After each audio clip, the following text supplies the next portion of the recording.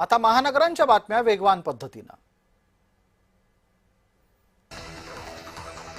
सोने आणि चांदीच्या दरामध्ये मोठी वाढ झाली आहे। चांदीने 3 लाखाचा टप्पा ओलांडला असताना सोन्याच्या दरामध्ये तोळ्याला 2000 वाढ अनुभवता येते आहे।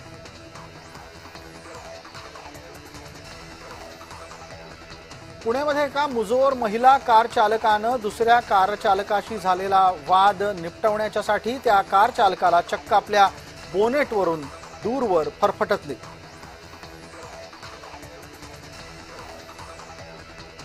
पश्चिम रेल्वेच्या माध्यमातून मराठमोळी जत्रा नावाचा कार्यक्रम सांताक्रूजच्या रेल्वे इन्स्टिट्यूट इथं उत्साहामध्ये संपन्न झाला।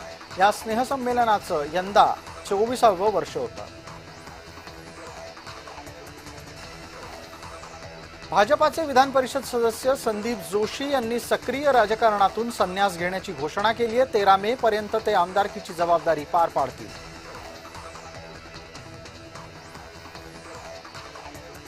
हैदराबाद गॅझेटच्या नुसार बंजारा समाजाला अनुसूचित जमातीचं आरक्षण मिळावं या मागणीसाठी जे आंदोलन सुरू आहे ते आंदोलन लवकरच मुंबईतल्या आझाद मैदानामध्ये करण्यात येईल अशी घोषणा करण्यात येते आहे। नाशिकच्या पिंपळगाव मोर इथं विचित्र अपघात झालाय। रस्त्यावरच्या दुचाकी स्वाराला वाचवताना एक ट्रक वाळूमुळे घसरला आणि दुकानात घुसला।